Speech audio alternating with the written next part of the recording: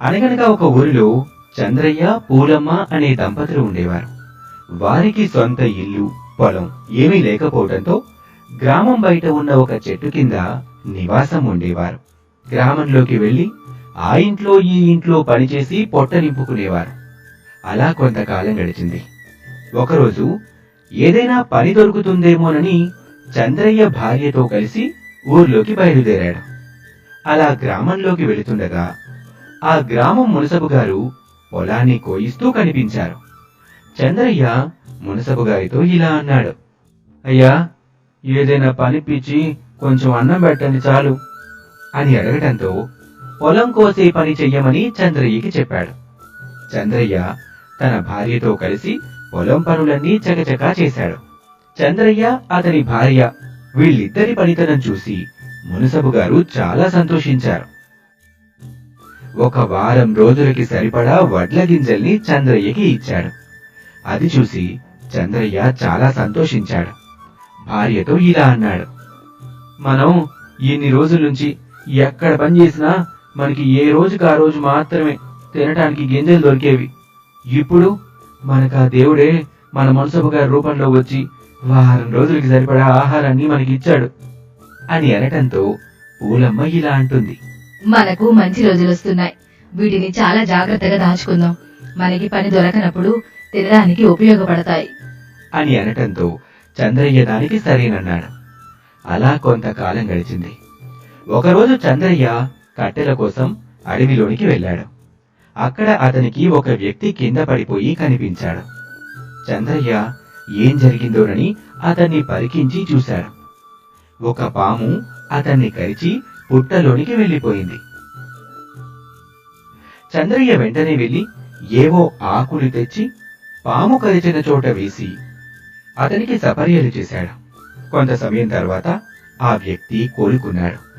చంద్రయ్య అతనితో ఇలా అన్నాడు, అయ్యా, ఎవరు మీరు, ఎక్కడెందుకున్నారు అని అనటంతో అతను ఇలా అన్నాడు, నేను ఒక వ్యాపారిని. అన్ని ఊర్లు తిరుగుతూ కాసేపు సేద తీరుదామని ఇక్కడ ఆగాను. అలసిపోయి పడుకోవటంతో ఏదో కుట్టినట్టుగా అనిపించింది. ఇంతలో నువ్వొచ్చి దేవుడిలా నా ప్రాణాలు కాపాడావు అని అనటంతో చంద్రయ్య ఇలా అన్నాడు, ఇందులో నేను చేసిందేముంది? ఆ విధిరాతని ఎవ్వరూ మార్చలేరు. నాతో వచ్చి కాసేపు సేద తీరెళ్ళండి అని అతన్ని తీసుకొని వాళ్ళుండే చెట్టు దగ్గరికి తీసుకెళ్లాడు. వాళ్ళ దీనస్థితిని చూసి వ్యాపారి చలించిపోయాడు. చంద్రయ్య భార్య వంట చేసి ఇద్దరికి వడ్డించింది. వాళ్ల ప్రేమాభిమానాలకి వ్యాపారి చాలా సంతోషించి ఇలా అన్నాడు, నేనెవరూ తెలియకుండానే నా ప్రాణాలని మీరు కాపాడారు. మీరు పేదవారైనా మీకున్న దాంట్లో నా కొంచెం అన్నం పెట్టి మీ గొప్ప మనసుని చాటుకున్నారు అని తన దగ్గర ఉన్న డబ్బుల సంచిని చంద్రయ్యకి ఇవ్వబోయాడు వ్యాపారి. అందుకు చంద్రయ్య ఇలా అన్నాడు, చేసిన సహాయానికి డబ్బులు తీసుకునే స్థితిలో మేము లేమయ్యా. పొట్టకూటి కోసం ఏవేవో పనులు చేసి రోజులు గడుపుతున్నాం. మాకు మీ డబ్బులొద్దు. మీకేదైనా సాయం చెయ్యాలనిపిస్తే ఏదైనా పనిపించండి అయ్యా. రోజు మాకు పని దొరకడం కష్టంగా ఉంది అని అనటంతో వ్యాపారి ఇలా అన్నాడు, మీరింత కష్టాల్లో ఉన్నా కూడా నేనిచ్చే డబ్బుని నిరాకరిస్తున్నారంటే మీ నిజాయితీ ఏంటో అర్థమవుతుంది. మీరన్నట్టుగాని మీకు పని చూపించి వెళ్తాను. మీ గ్రామానికి దగ్గరలో నాకు 4 ఎకరాల పొలం ఉంది. అది ఊరి బయట శ్మశానానికి దగ్గరగా ఉండటంతో సాగు చేసేవారు లేక పిచ్చి మొక్కలతో నిండిపోయింది. అక్కడ ఏవో భూతాలు దెయ్యాలు ఉన్నాయని ఆ భూమిని కౌలుకు తీసుకోవటానికి ఎవరూ సాహసించలేదు. మీరా భూమిలో ఏదైనా వ్యవసాయం చేస్తానంటే దాన్ని మీకు ఇచ్చి వెళ్తాను అని అనటంతో చంద్రయ్య ఇలా అన్నాడు, అయ్యా, ఎన్ని రోజులు ఆ ఇంట్లో ఈ ఇంట్లో పనిచేసి రోజులు గడిపాం. ఇప్పుడు మీరు మాకు భూమి ఇచ్చి వ్యవసాయం చేసుకోమంటున్నారు అని చాలా సంతోషించాడు. చంద్రయ్యకి తన పొలాన్ని చూపించి వ్యాపారి వెళ్లిపోయాడు. మరుసటి రోజు ఉదయం చంద్రయ్య తన భార్యతో కలిసి పొలం దగ్గరికి వెళ్ళాడు. అక్కడ చాలా నిర్మానుష్యంగా ఉంది. దాని పక్కనే ఒక పెద్ద మర్రి చెట్టు, ఆ పక్కనే శ్మశానము ఉంది. అది చూసి చంద్రయ్య భార్య ఇలా అంది, ఏమయ్యో, ఈ చుట్టుపక్కల మనుషులు ఎవరూ కనిపించడం లేదు. ఇక్కడ చూస్తే మొత్తం పిచ్చి మొక్కలున్నాయి. చూడటానికి చాలా భయం వేస్తుంది. ఇక్కడ వ్యవసాయం ఎలా చేద్దామయ్యా అని అనటంతో చంద్రయ్య ఇలా అన్నాడు. ఇన్ని రోజులు మనకి పని దొరక్క ఎన్నో అష్ట కష్టాలు అనుభవించాం. ఇప్పుడు మనకి పని చేసుకోవడానికి భూమి దొరికింది. ఇది దేవుడు మనకిచ్చిన మంచి అవకాశం. దీన్ని వదులుకోకూడదు అని అనటంతో పూలమ్మ సరే అంది. మరుసటి రోజు ఉదయం చంద్రయ్య అతని భార్య కలిసి పొలం దగ్గరికి చేరుకున్నారు. చంద్రయ్య తన భార్యతో కలిసి పిచ్చి మొక్కలన్నింటినీ తీసేసి సగం పొలాన్ని దున్ని కాసేపు విశ్రాంతి తీసుకుందామని మర్రి చెట్టు కింద పడుకున్నాడు. ఇంతలోనే ఆ మర్రి చెట్టు మీద నుంచి ఏవేవో వింత శబ్దాలు రాసాగాయి. చంద్రయ్య లేచి చుట్టూ చూశాడు. ఎవ్వరూ కనిపించలేదు. వెంటనే ఆ మర్రి చెట్టు పైన ఉన్న దెయ్యం చంద్రయ్య ముందు ప్రత్యక్షమైంది.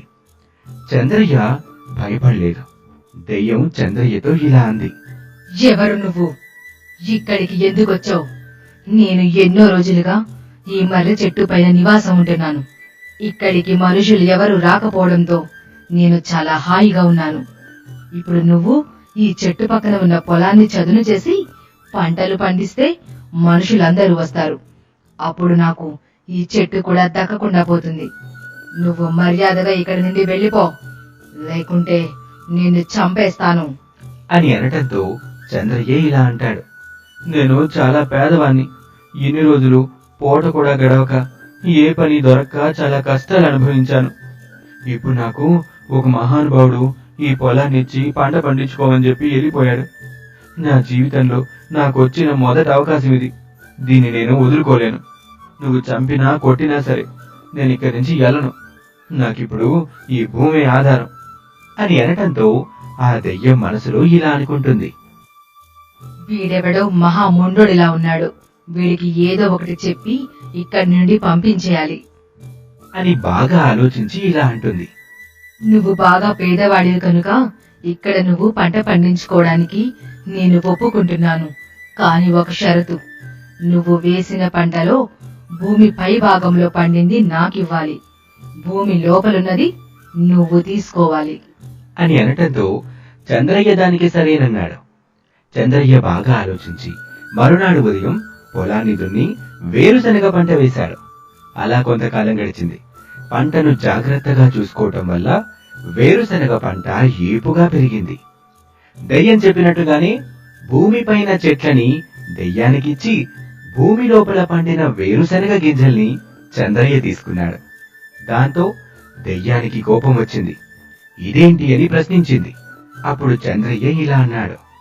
నువ్వు చెప్పినట్టుగానే భూమిపైన పండింది నీకిచ్చాను, భూమి లోపల పండింది నేను తీసుకున్నాను అని అనటంతో దెయ్యానికి నోట మాట రాలేదు. నేను మోసపోయాను అని అనుకుంది. ఈసారి ఎలాగైనా వీళ్ళని ఇక్కడి నుంచి పంపించెయ్యాలి అని మనసులో అనుకుని దెయ్యం చంద్రయ్యతో ఇలా అంది. ఈసారి భూమి లోపల పండిందంతా నాకివ్వాలి. భూమి పైన పండిన పంట మీరు తీసుకోవాలి అని అనటంతో చంద్రయ్య దానికి కూడా సరే అన్నాడు. చంద్రయ్య బాగా ఆలోచించి ఈసారి మొక్కజొన్న పంట వేశాడు. చాలా ఏళ్లుగా ఆ భూమిలో ఏ పంటలు వేయకపోవటంతో భూమి చాలా బలంగా ఉంది. ఈసారి వేసిన మొక్కజొన్న పంట కూడా బాగా పండింది. దెయ్యం చెప్పినట్టుగానే భూమి లోపల ఉన్న మొక్కజొన్న వేర్లని వేరు చేసి దెయ్యానికిచ్చి పైన పండిన మొక్కజొన్న పంటని తీసుకున్నాడు చంద్రయ్య. రెండోసారి కూడా మోసపోయానని గ్రహించింది ఆ దెయ్యం. అప్పుడు చంద్రయ్యతో ఇలా అంటుంది. ఈసారి మీరు నన్ను మోసం చేయలేరు. భూమి పైన పండింది, భూమి లోపల పండింది రెండు నాకే ఇవ్వాలి. మీరు మధ్యలో ఉన్నది తీసుకోవాలి అని అనటంతో దానికి కూడా చంద్రయ్య సరే అన్నాడు. చంద్రయ్య ఈసారి తెలివిగా ఆలోచించి చెరుకు పంట వేశాడు. అది చాలా ఏపుగా పెరిగింది. పంట కోసే సమయానికి దెయ్యం అక్కడికి వచ్చింది. చంద్రయ్య చెరుకు గడలపైన ఉన్న ఆకులని కింద ఉన్న వేర్లని వేరు చేసి దెయ్యం ముందర కుప్పగా పోశాడు. అది చూసిన దెయ్యం ఆశ్చర్యపోయి ఇలా అంటుంది. ఇక్కడి నుండి మిమ్మల్ని ఎలాగైనా వెళ్ళగొట్టాలని ఎన్నో రకాలుగా ప్రయత్నించాను. కాని మీరు ధైర్యంగా తెలివిగా మీ పని మీరు చేసుకుంటూ పోయారు. మీ పట్టుదల నాకు నచ్చింది. ఇక మీరు ఇక్కడే ఉండండి అని ఒక నగల సంచిని తెచ్చి వారికిచ్చి అక్కడి నుంచి అదృశ్యమైంది. మిత్రులారా, మన జీవిత ప్రయాణంలో ఎన్నో సవాళ్లను ఎదుర్కొంటాం. సమయస్ఫూర్తితో వాటిని అధిగమించి ముందుకు వెళ్దాం. మా ఈ కథ మీకు నచ్చినట్లయితే లైక్ చేయండి, షేర్ చేయండి, సబ్స్క్రైబ్ చేయండి. ధన్యవాదాలు.